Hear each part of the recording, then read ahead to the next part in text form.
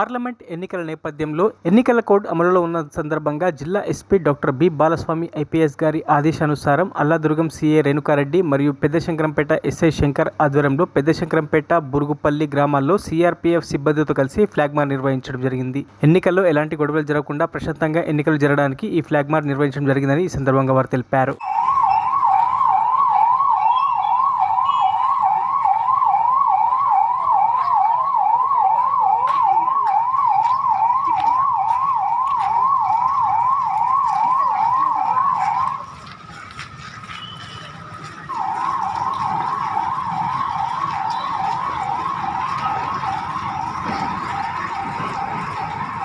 మరిన్ని అప్డేట్స్ కోసం మా ఛానల్ని సబ్స్క్రైబ్ చేయండి.